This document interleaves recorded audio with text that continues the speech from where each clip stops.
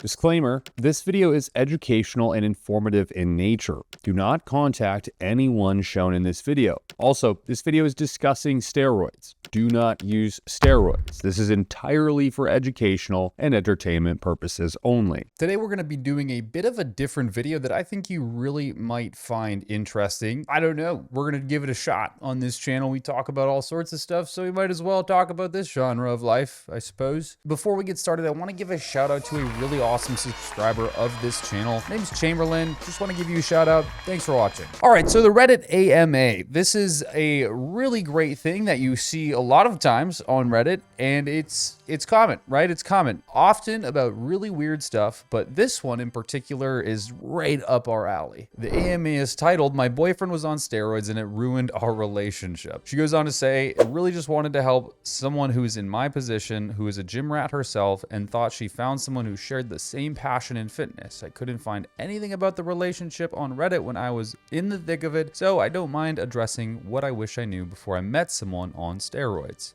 Thanks." So we're going to go through a couple of her replies and just talk about maybe some of the science behind what she's having to say, or a little bit more detailed information here. One of the top comments asks how his temperament changed over the period of time. Like, tell me about his anger, ability to empathize and feel sorrow. Like all I feel is rage. Man, I cannot relate to that statement enough. You oftentimes, when you take steroids, get this sense of apathy. It suddenly becomes much harder to care about what other people are doing and much easier to only care about the things that you're doing. And I have a feeling that a lot of this is to do with the dopamine system in a way, because testosterone and its derivatives, they do cause a dopaminergic surge, and everything is just goal-oriented. Everything. So let's just read her reply. "At first he masked it well, but I suppose it's because we haven't lived together yet. When we moved in together, I would notice little things set him off, and I rationalized it as it was normal. For example, if I was hungry, I'd get a little bit more monotone. Since I get headaches, I just want to eat, but he'd call me out and tell me I have an attitude and treat me poorly after that. And hold extreme grudges sometimes until the next day or two. If it wasn't that, it was the way I did things, like make him wait too long, not wanting to have sex, not doing my workout correctly, etc. In terms of empathy, he knew he was wrong, but only a day or two after, and was in pure denial to his TRT spikes until I started keeping a log of the consistent pattern. Also, him being in denial fueled his lack of empathy. He'd apologize, but mostly because I told him he needed to, not because he felt like anything was wrong." So I don't really think she understands maybe the whole premise of what's going on here. She mentions TRT spikes, testosterone replacement therapy spikes, but clearly somebody like this isn't on testosterone replacement therapy. Now, there is something to be said here about spikes, which makes this uniquely interesting. When a person who is taking performance-enhancing drugs administers those hormones specifically, even if the longer estered hormones are available, if infrequently administered, let's say once a week,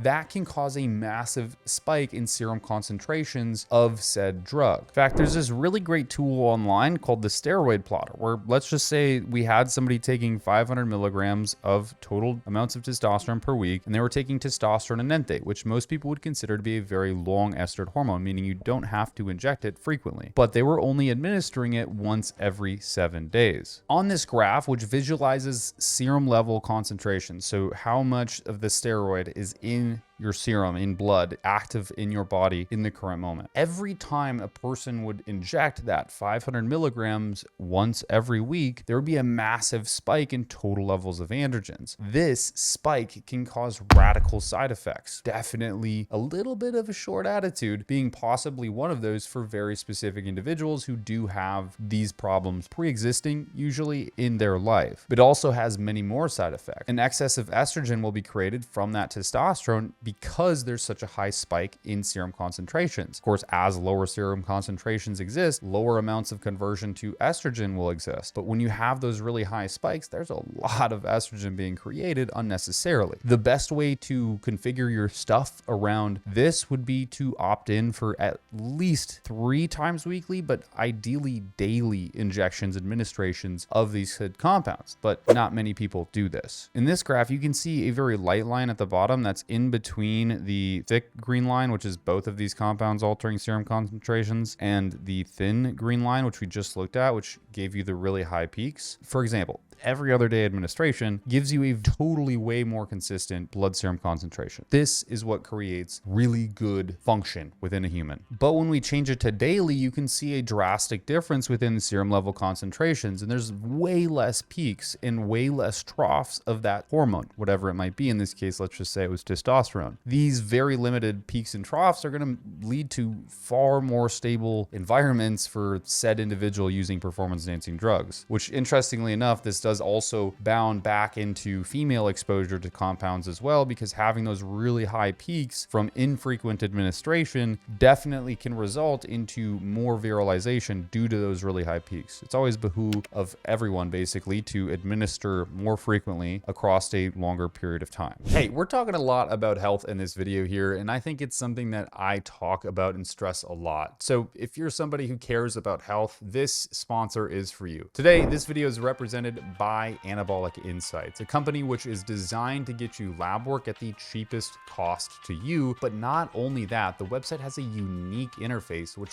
logs all of the data that you've collected through that lab work, is recommending protocol changes to make sure that you can stay healthy using advanced AI, and doing so much more. There is quite literally no anywhere on the internet, nothing that does this for your blood work. Very unique service. I really recommend using it. There is a link down below in the description of this video. It does give me a kickback, but ultimately you are saving money from using this service. I would refer you to the best place to go. Genuinely, I would, because what's the harm in blood work? This is the cheapest place. It literally is the cheapest place. So give it a shot if you're really interested in finding out what you are. There is male and female panels on there, and they're really good panels. I had some say into what was put on those panels, and I think they're exceptional. So if you're interested, links down below in the description. It helps out this channel tremendously. Thank you guys. Interestingly, someone chimes in here called Chucky6, and he says, I used steroids for a really long time. I'm sure it ruined every relationship I was in over that 10 years. There are several reasons people take steroids. Sure, there are users who are trying to become better athletes, but for the normal user, it's usually because we lack self-confidence and trying to mask unresolved trauma. It's odd we seek felony arrests over some therapy. While you may be working through some tough patches of your life, be thankful you avoided an extended chapter of emotional abuse and drug-fueled emotions. I'm filling in a lot of words here. Everyone in this chat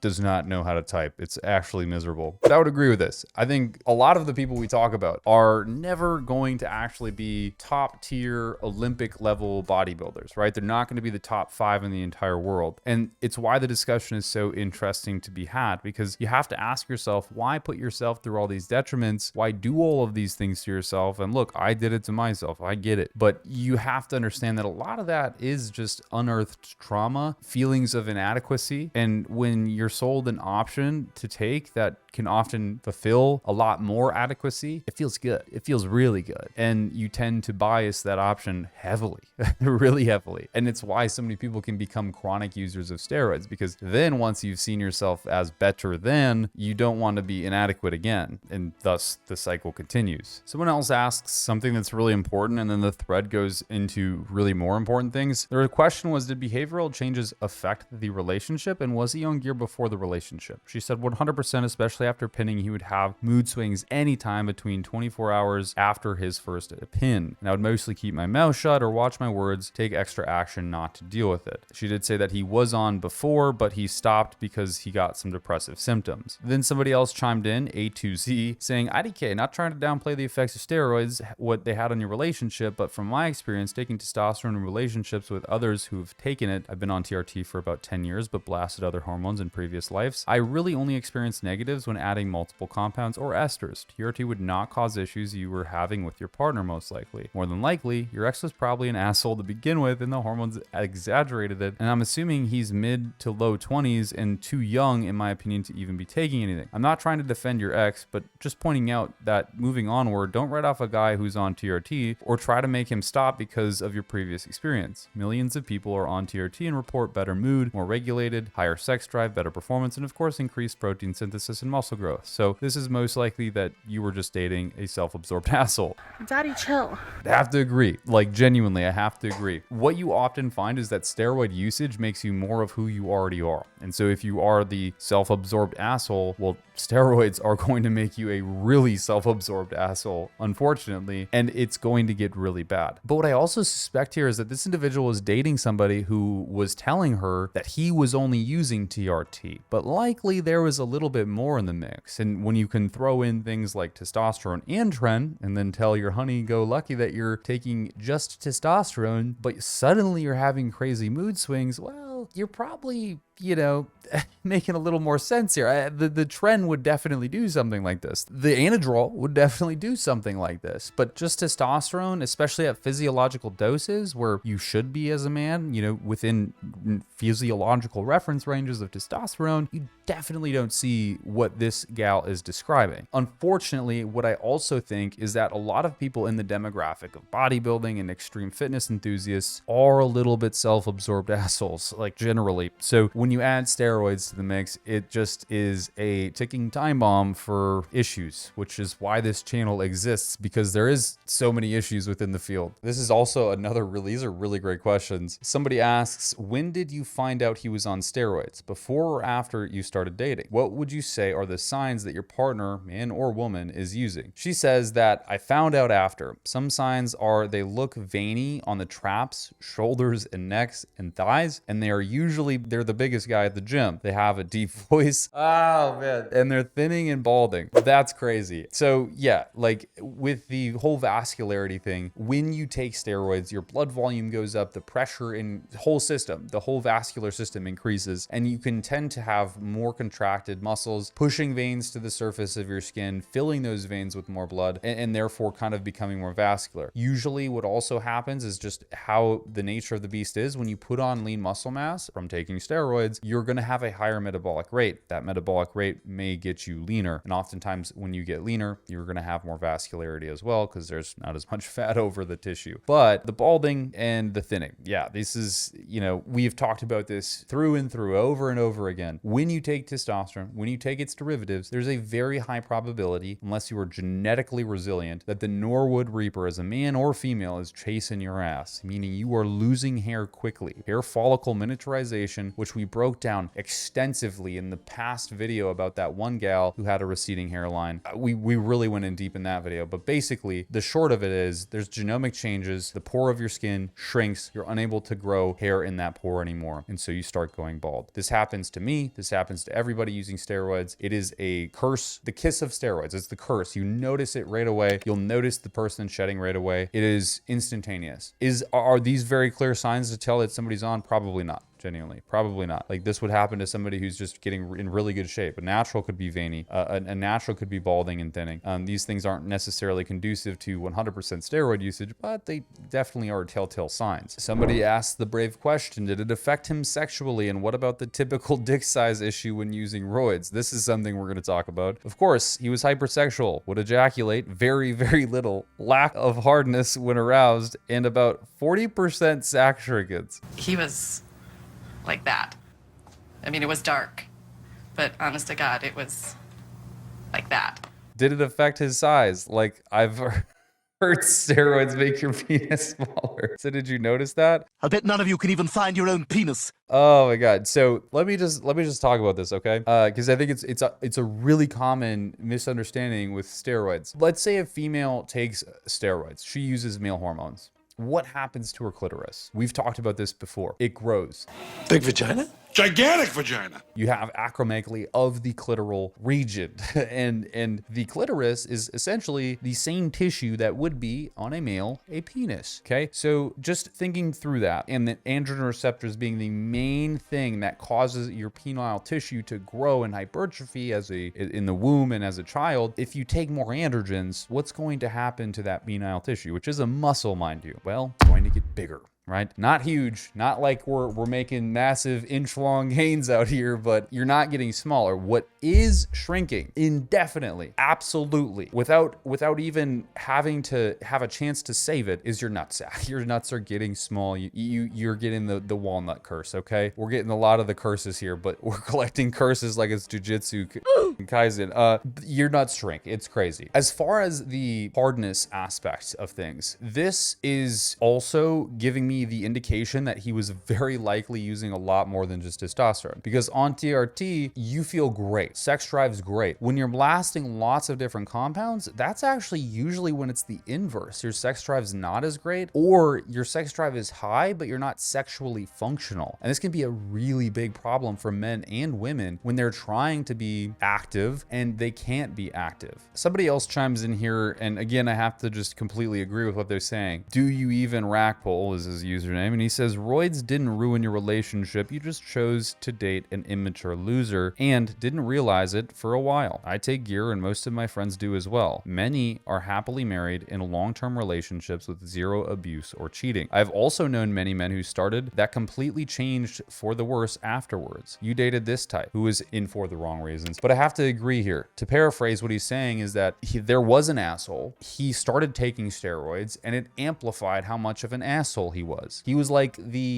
essentially, most likely, my assumption here is the soy boy anime kid that everybody knows is a nuisance, but started to take steroids so he looks cool, looks acceptable, and didn't get rid of that attitude, just kept it and amplified it. Whereas, you know, if a monk took steroids, I don't think a monk who's practiced peace and mindfulness his entire life would suddenly lose control, right? It's not like you're turning into the Hulk, you're raging and you're losing control. Being on testosterone, being on various other hormones, there's an edge, right? Like I was saying with the dopamine, there's this edge and you have to chase and you have to pursue and you have goals and you have to get them done. And it's almost toxic for sure, because you put a lot of things to the wayside to chase your own dreams. A lot of things, trust me from experience. I've ruined many relationships on steroids when I was really in it, but you don't necessarily change as a person. You just become more of who you were. Always been pursuant. I've always wanted to chase dreams. Ever since I was a kid, I've worked my ass off to achieve things. I do that and had done that more when on steroids, but to a toxic extent. So potentially, you know, if that monk took it and he became too mindful, it could be a problem. But you get what I'm saying. Like, the asshole who takes steroids is going to be the biggest asshole of all time. That usually, and unfortunately, is the demographic that we're talking about here in fitness anyways. So if they're getting on steroids, a lot of the times they just default to asshole. Yeah, so generally speaking, it's a good topic to talk about because I think it's actually really important. I know a lot of you have significant others on steroids. Look, and I'm so clear and frank about this. I don't think steroids are the worst thing in the world. I think you can take them. You can be a completely good person. I think you can be healthy even. But use and abuse is a very, very, very big difference. And the problem is that we discuss on this channel is very clear abuse. Not all steroid users are bad, but a lot of them are. And you have to be precautious of the side effects of steroids, but completely going, you know, roid rage, as people would say, is typically not a telltale sign that, you know, somebody's abusing steroids or anything like that. And it's not going to happen to every steroid user. What you're typically dealing with is somebody that has emotional trauma or distress or just immaturity that is taking steroids, and it's amplifying what they're already going to be doing as a person. So understand that, right? Like, I've really thoroughly believe that most people, especially when not abusing steroids, I have to be very clear about this. Let's say somebody takes TRT with Anavar every now and then as a male, you're not going to see that guy turn into a rage ball. You're not going to see him develop high blood pressure and look red and purple and start screaming at everybody. If you do, and he's telling you that, you're probably seeing somebody who's actually abusing a whole hell of a lot more, and they're just trying to ease you into the fact that they're using a little bit of something under the table. Yeah, so that's really it. I was just reading through some of this, and I thought it would be really interesting to talk about and break down a bit. I hope you found it interesting, maybe insightful even, I don't know, but comment down below. Tell me what you think, of course. I always read them. It is really helpful for me to guide this channel left and right, so I appreciate it. We'll see you in the next video.